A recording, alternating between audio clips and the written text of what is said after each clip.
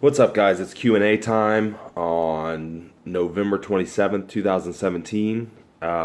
Today we did another topic related to Q&A, lifestyle, recovery modalities, stress management, psychology, and hippie shit. I put that on there too, just for fun. So basically lifestyle stuff, stress management, guess you could say health, memory, daily productivity. I mean, anything like that along those lines.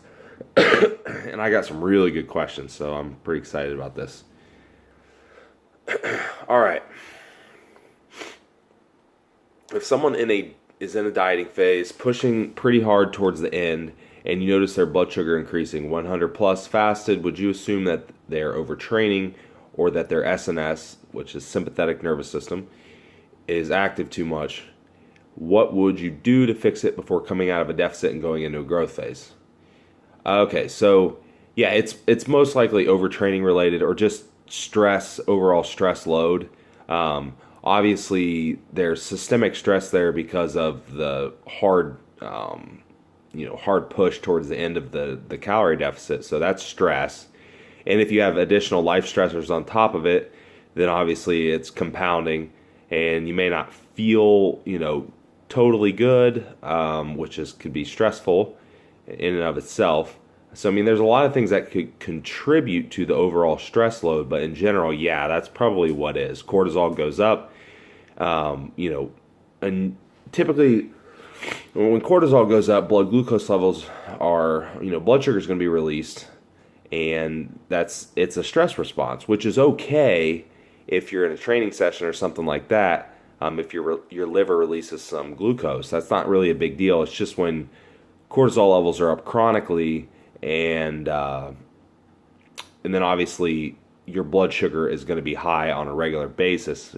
Like the fasting, for example, that means you probably you may have a high morning cortisol, high waking cortisol, and there could be other times of the day when cortisol is high too. But that's probably mainly what's going on there, just knowing what the factors are here.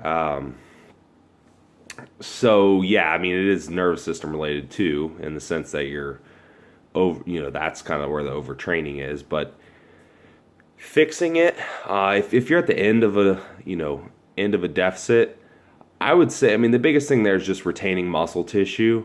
I would say leave in maybe one heavy movement per exercise. If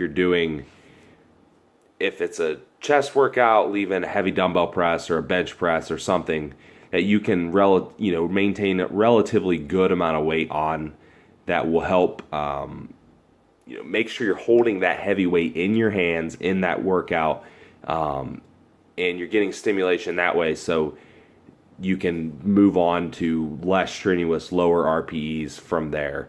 It might be something like do your bench press, go do giant sets after that. Do your squat, go do giant sets after that. Do your rack pull or do your bent over barbell row or whatever. And it's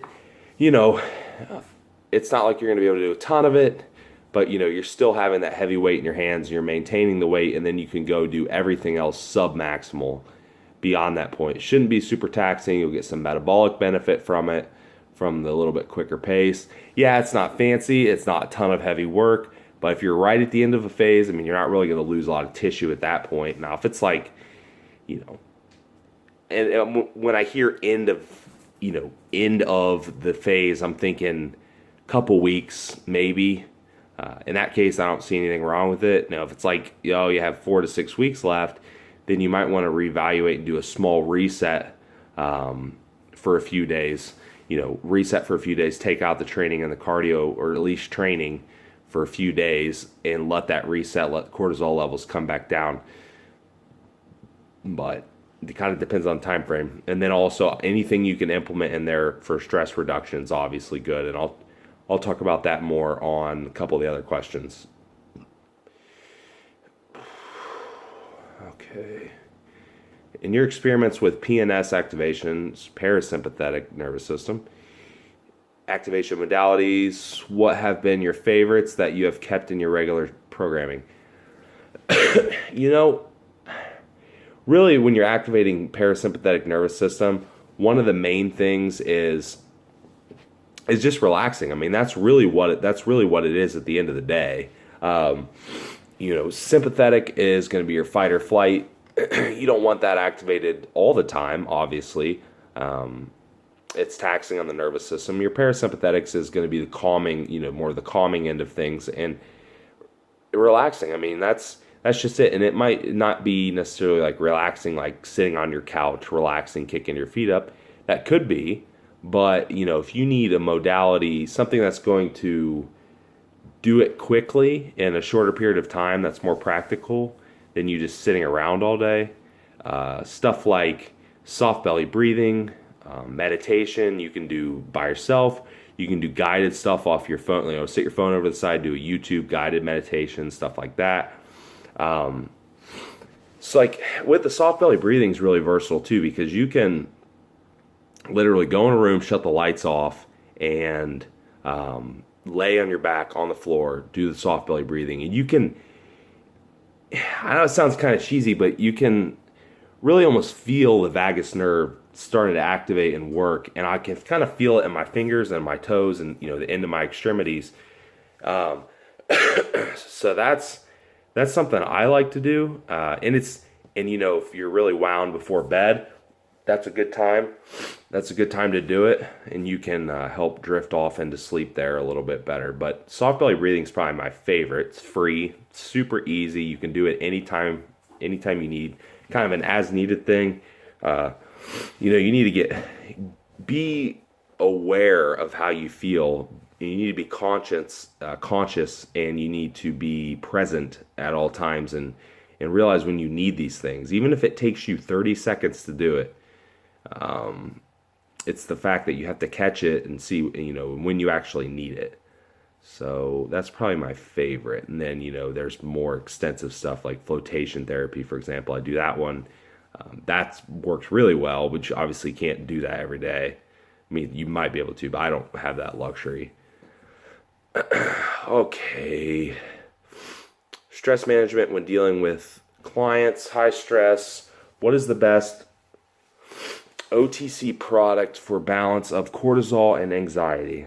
Okay. Well,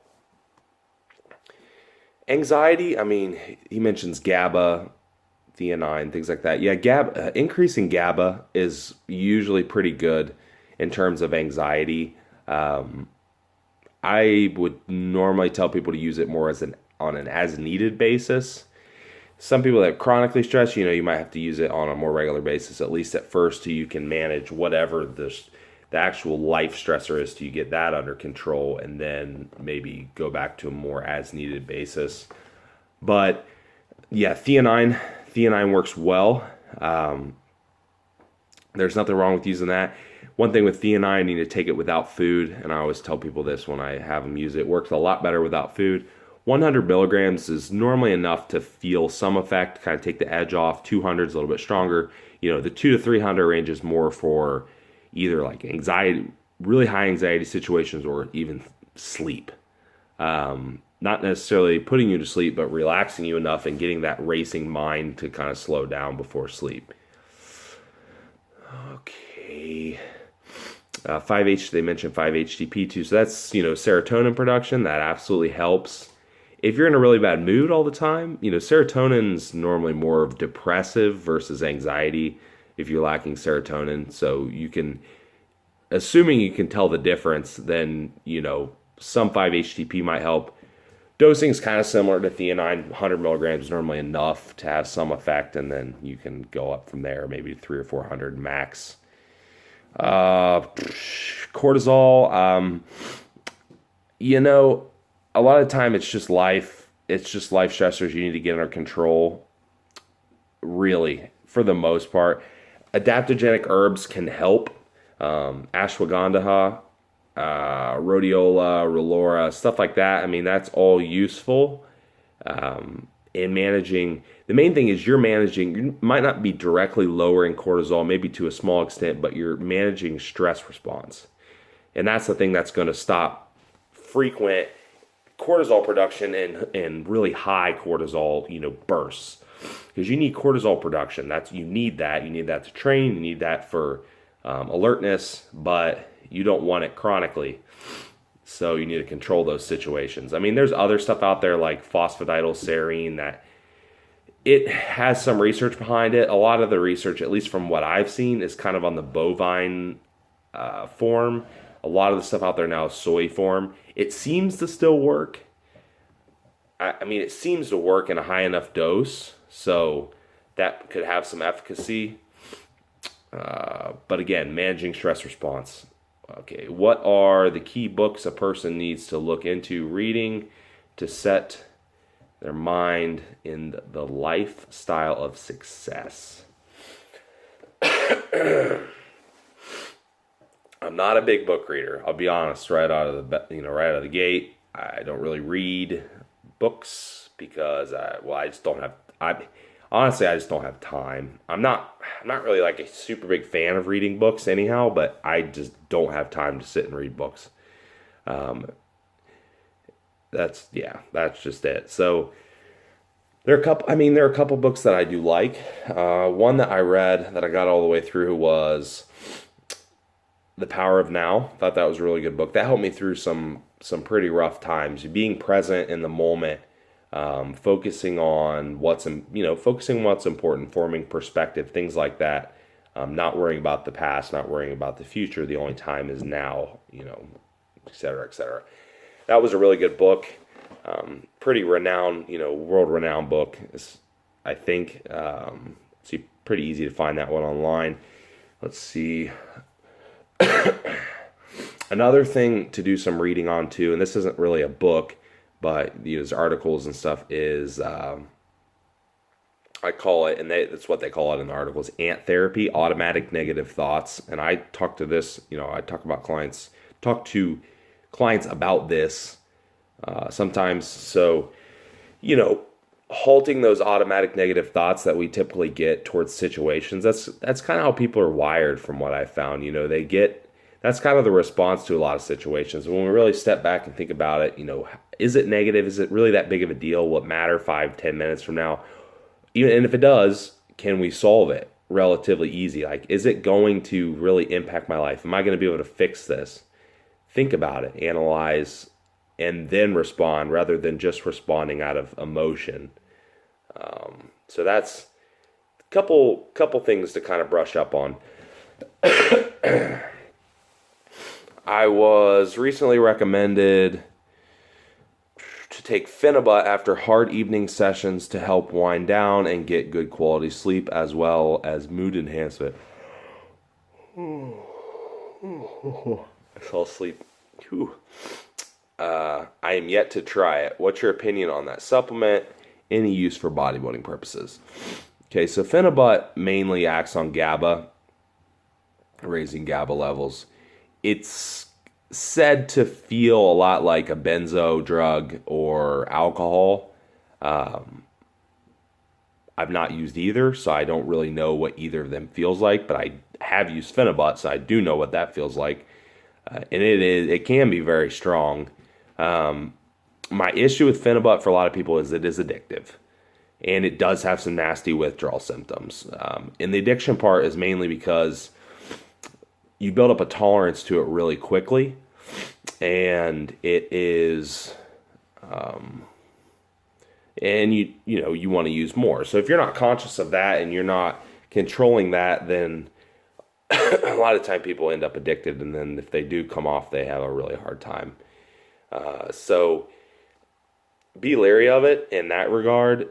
Does it work? Yeah, it works as far as a GABA supplement or GABA drug, whatever you want to call it goes. I mean, it definitely works. I would probably lean towards, for more extreme situations, and I know this situation is, you're talking about hard evening training sessions. So, your nervous system is activated. You're having a hard time winding down to go to sleep. That makes perfect sense. I would probably lean more towards something like theanine, less addictive, seems to work at the same dose a lot longer. Though it's not quite as strong, it definitely still works. So you could go, lean towards that and try that first before you do something harsher and more prone to tolerance like Phenibut. And then I gave the dosing to that earlier. But yeah, I mean, Phenibut works, no doubt. Okay, let's see. Couple more. Choline and Inositol. Dose worthwhile. I'm taking, but hate taking this stuff and stuff like curcumin, stuff I can't really feel or see, but supposed to be good for you.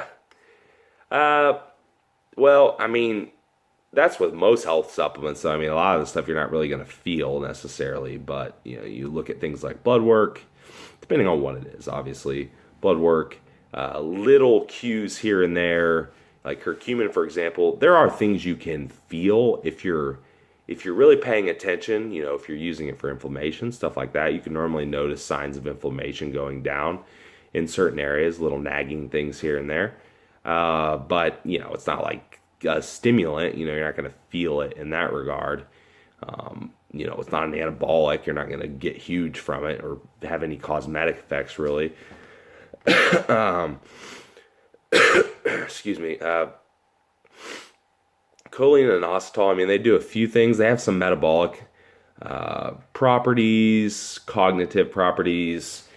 That's a lot of what people take them for. Now, they obviously work better if you're deficient in them, but that will really be dependent on diet, because there are food sources of them, especially choline. And Inositol doesn't really have an established daily, recommended intake, so that's a tricky one. But with those, normally 250 to 500 milligrams of each twice a day is a pretty good dose. And they're cheap. I mean, they're really cheap. They do have a lot of benefits. Worthwhile, I would say for the right person, yeah, try them. See if they give you any slight cognitive benefit. If they do, then chances are you might be slightly deficient and you're getting some benefit from them. But man, it's like you said, with something like that, it's going to be kind of hard to say. Yes, yes, this has a ton of effects, or no, it doesn't really have a lot of effects. But the only other way I could really say, they are beneficial would be as a nootropic, maybe not on their own, but adding them to a stack of other nootropics for, memory, overall cognitive function, speed of recall, things like that. But they are cheap. I know my wife uses them, and they do help her, and I get them from Puritan Pride, and they're cheap as shit. So, overall thoughts on neurotropic supplements. I'm assuming they mean nootropic. Racetams, Alpha GPC, PS100, NALT, which is N-acetyltyrosine, and their impact on enhancing endurance and strength training. I am already pretty sold on their value when it comes to focus at work. Yes and no on the strength training part. Probably not going to make you stronger, but I mean, there are some benefits to using them with training, depending on the one, which one you're talking about. The ones that you listed have different benefits. Something like Racetams are really good for memory recall. I probably wouldn't even really bother with those around training. Probably wouldn't be anything super profound. Might be a little sharper, a little more focused, but they're really good for memory recall, really good for just daily, using it during a demanding day that requires your brain a lot. Alpha GPC, as a choline source, can be pretty much added to anything. Any of these stacks, I would add that to any of them, honestly. You could use that pre-training. PS100, phosphatidylserines, I'm assuming is what you mean, for cortisol control. And I talked about that a little bit earlier. In a high enough dose, yep, it is beneficial. Though, here's the thing. I wouldn't really I wouldn't take phosphatidylserine pre-workout probably, just because I want that cortisol response for training. I want that stress response from training. If you want to take it around training, then take it afterwards, or before bed or something like that, or whenever, if you wake up and you're really anxious in the mornings, maybe take it then, because that might be when your cortisol's higher. If you're really anxious at night, take it then. So that's kind of, you have to kind of see when you need it, but I probably wouldn't take it pre-training. N-acetyltyrosine, that's a cool one. Mainly going to increase dopamine. So with that, really could use that anytime. That's a good one if you're trying to keep your stimulant intake low and you want that dopamine effect, make you feel good, make you in a good mood, make you a little bit more productive, a little bit more sociable, things like that. I mean, you could definitely use that pre-training for sure. It's not a stimulant. It's not going to work like caffeine, but you'll have the feel good. You can get the feel good benefit of it, of the dopamine. And it works, well, like I said, when stimulants intake is low. That's a good one. Or we're kind of bridging that gap when you're trying to lower stimulant intake. But pre-training, anytime really, that could be used. And that's a more bioavailable form than just straight L-tyrosine, so you need a little bit less. A lot of the supplements can be like 350 to 400, maybe 500 milligrams a piece. Probably don't even need a gram of that a day. Maybe 600 milligrams to a gram a day total. Whereas the other, you would probably use at least 1,500 milligrams a day, maybe 2,000 or so. Yeah, I think that's it, guys. Pretty good. We're coming up on 22 minutes, and those were really good questions. So I appreciate it, and we'll definitely do these again. I'm actually really happy with these questions, so I'm glad I did this one, and we'll keep doing the topics. Thank you, everyone, and see you next week.